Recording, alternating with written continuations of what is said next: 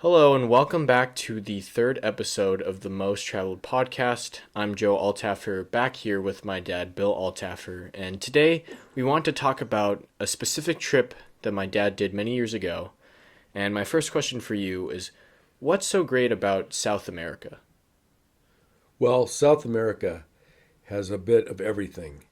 It has the culture of Buenos Aires, reminds you of the nicest parts of Paris, and it has the jungles of the Amazon. It has the beaches of Rio de Janeiro and the deserts of the Atacama. It has everything, and it's a place that many people, it might be the last continent to visit because for many people, I think they associate South America with just being an extension of Mexico, which it's not. So you'd say it's pretty underrated in terms of all the continents.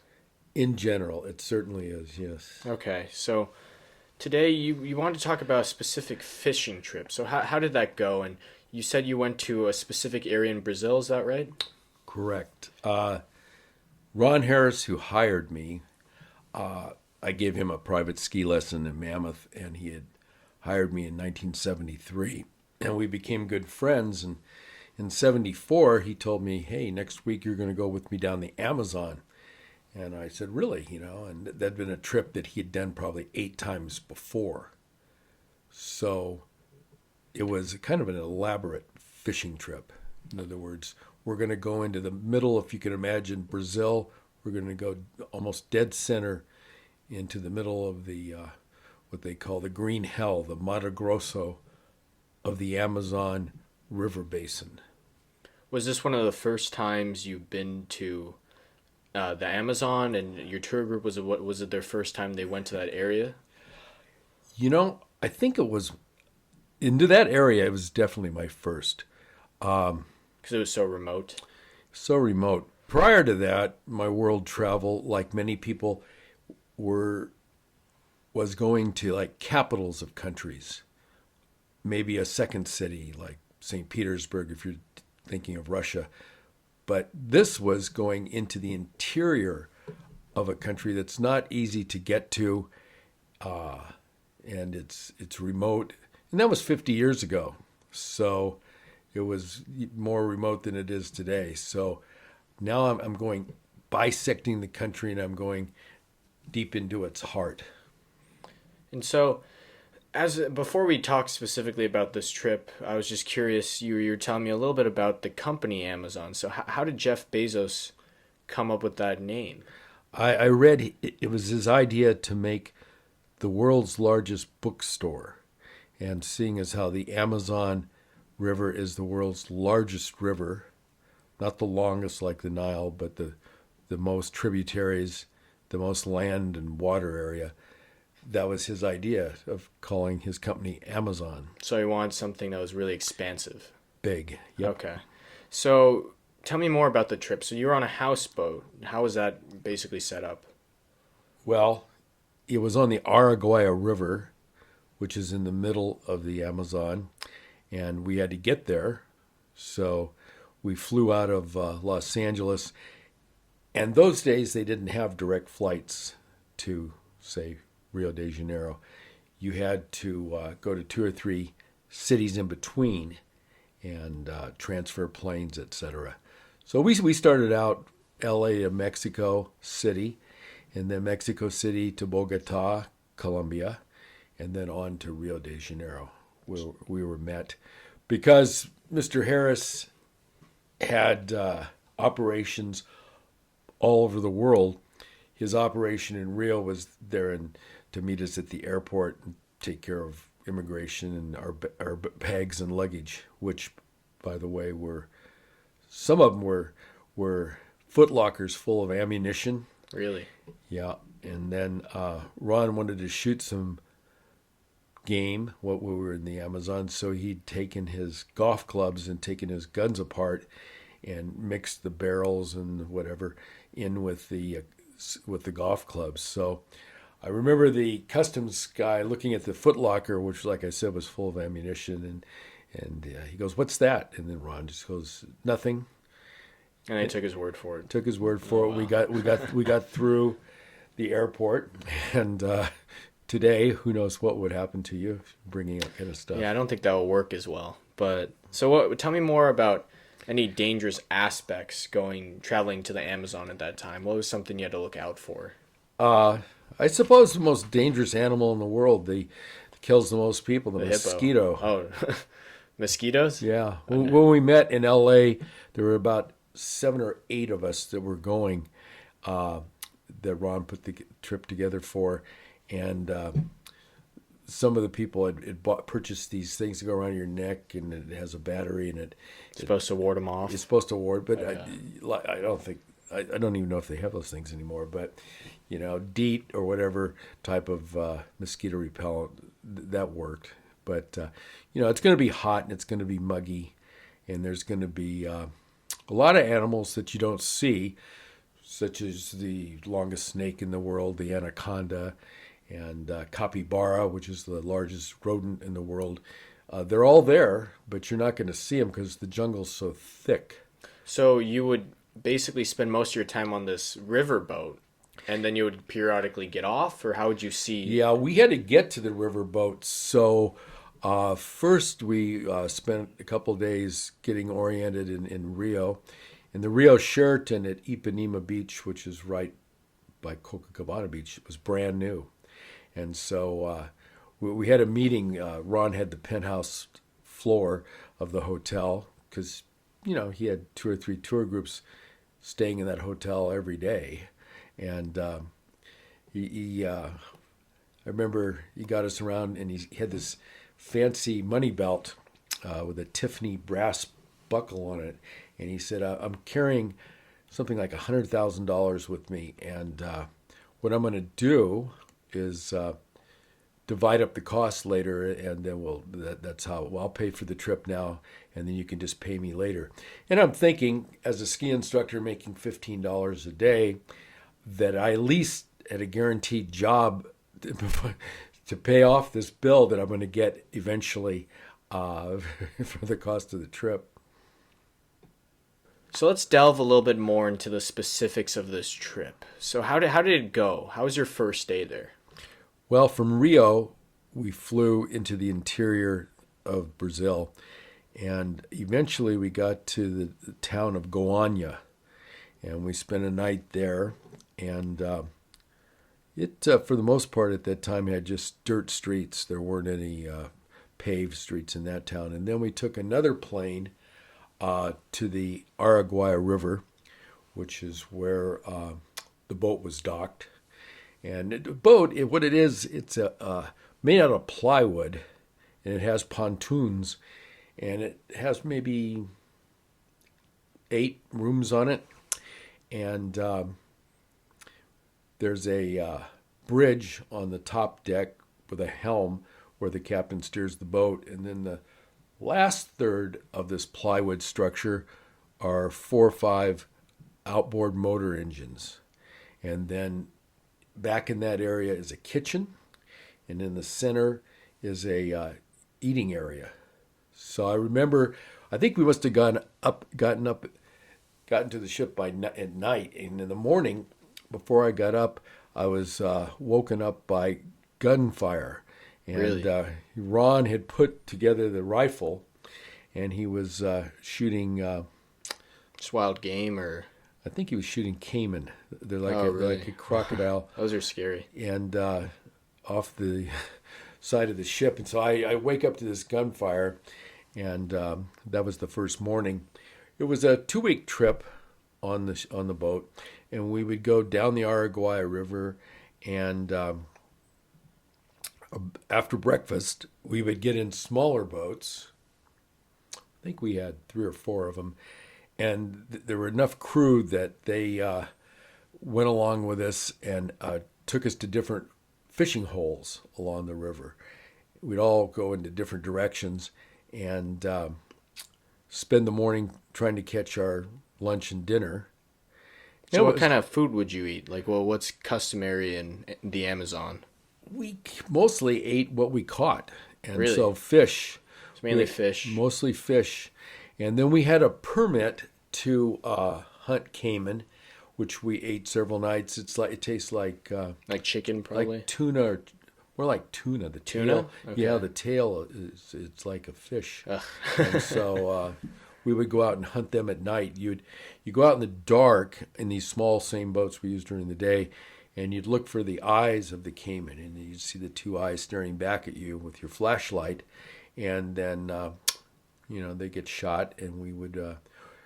Well, our Someone jumps in the water. yeah, the captain of Oh the boat, gosh. Julio, he would get out there and tie the thing up with a rope. How do you know there's not other ones lurking around, you know? You don't. You don't? You Okay. don't. It's all part of the Experience.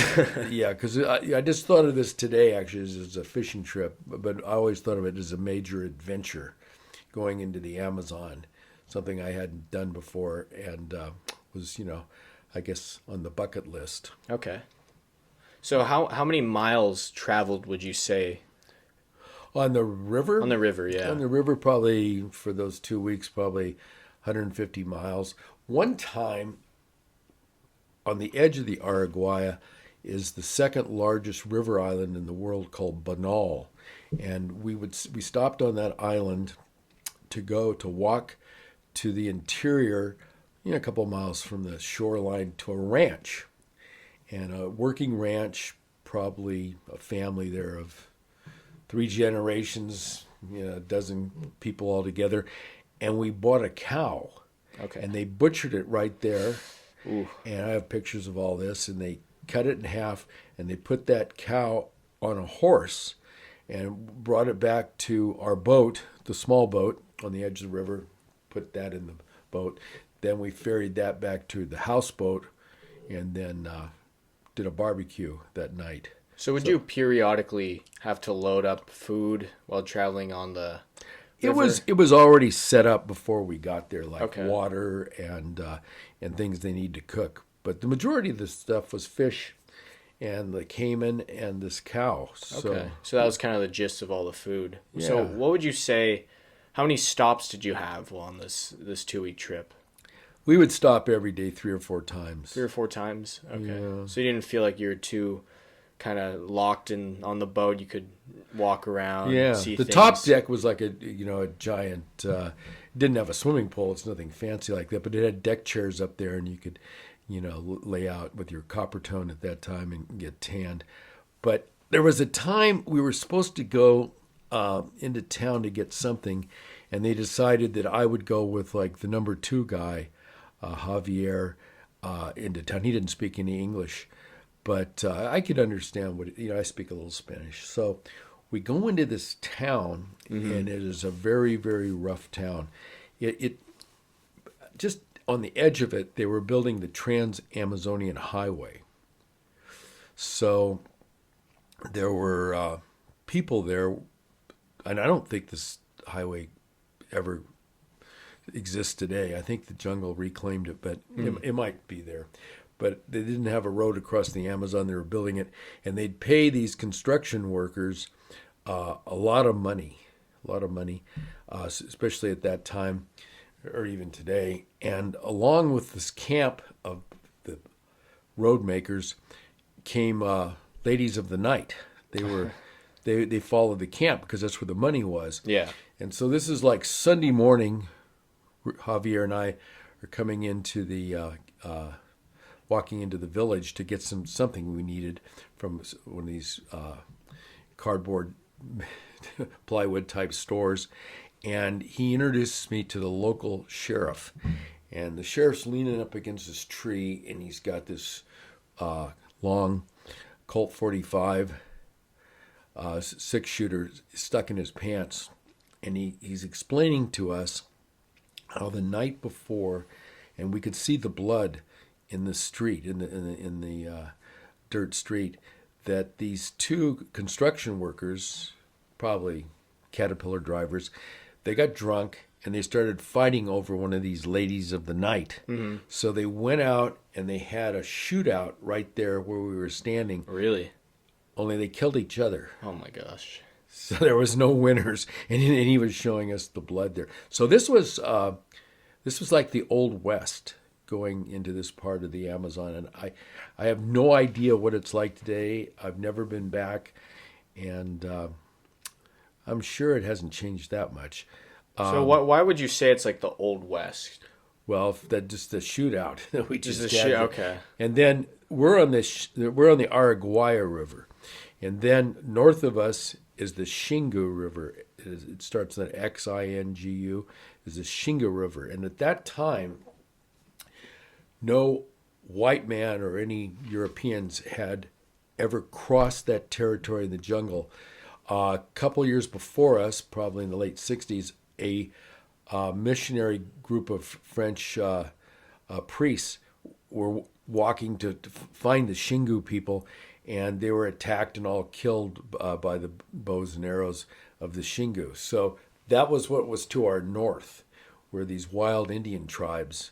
And so that, along with the gunfight, I it's kind a of pretty rough area. well, and it's an area that's pretty untouched, I guess at that time. But now it's definitely changes with all the environmental discrepancies that have been going on. But so, is this houseboat that you rode on? Do you think it's still in the Amazon? And Well, a couple of years after we had made this trip, I went in to see Ron, and he said, "You know what happened? The houseboat, it got purchased by the number two guy that took me into town, and it was his dream to own that houseboat, and the thing caught on fire."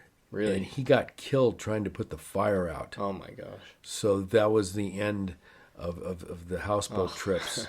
And it was a pretty rough area. would you ever go again? Yeah, sure. I think I would go to probably different parts.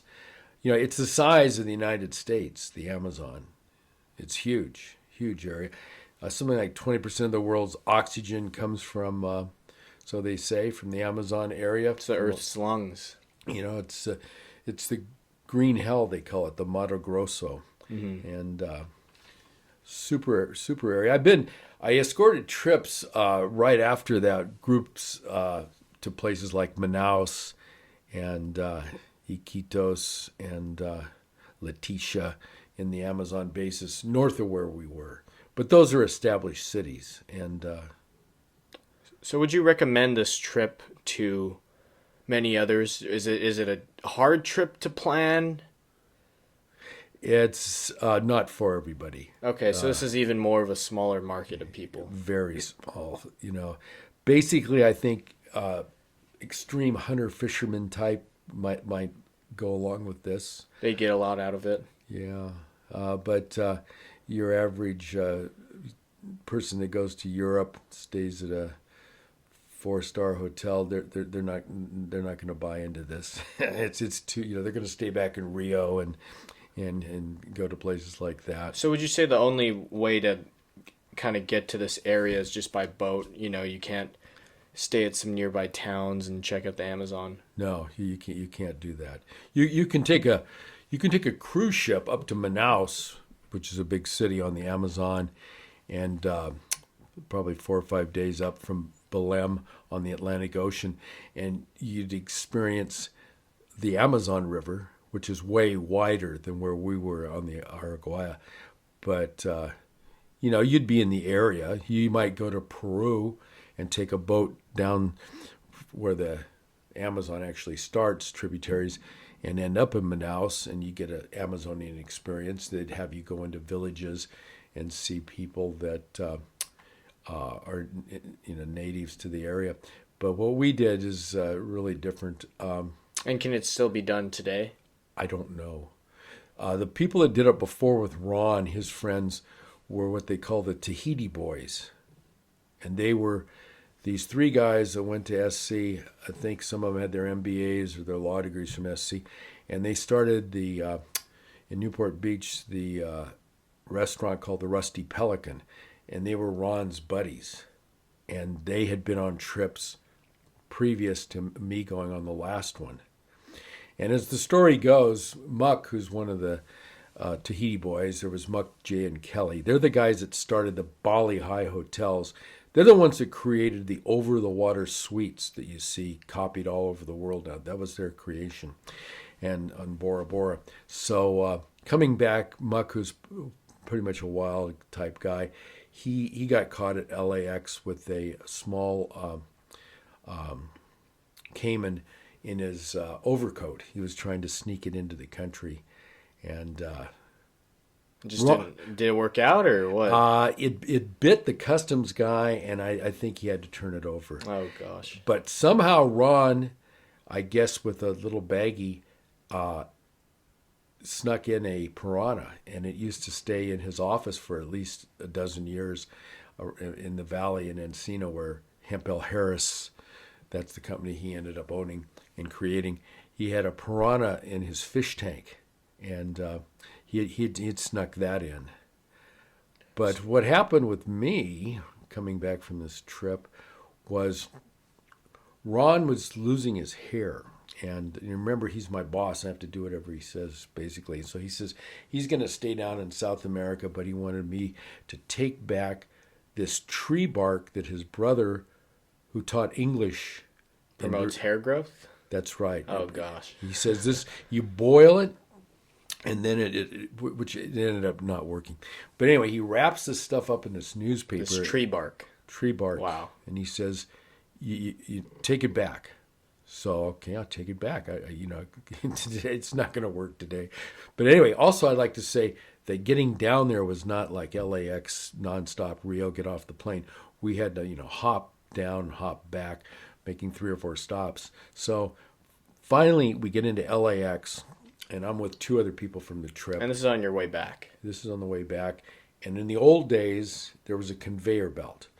You got your bag, you set it down on the conveyor belt, you opened it without even asking. You opened your suitcase, and it went down the conveyor belt to the customs agent. Then he looked into your bag. So anyway, I had this tree bark in my bag. So it came down, and I'm tired. I'm looking down at the bag, and the guy goes, "What's this?" And I said, "It grows hair." And then I look up, and I look like I'm looking at Telly Savalas, a completely bald-headed man. And I thought, that's it. I'm going to jail. Yeah. And he goes, "Oh, okay. Fair enough. You can close it up." So what's the last tip you'd give someone before they wanted to travel to the Amazon? Well, watch your children, because there's an 800-pound catfish, they say, can swallow a child along the riverbank. And the last thing is, don't pee in the river, because there's a urethral catfish that'll swim up your urine stream and embed itself, and you have to have a little amputation done. And that's for real. Wow. Well, that's where we're going to wrap up today. Thanks for listening, and I hope you enjoyed the 3rd episode of the Most Traveled podcast. And we hope you can join in next week for our next topic. Thank you.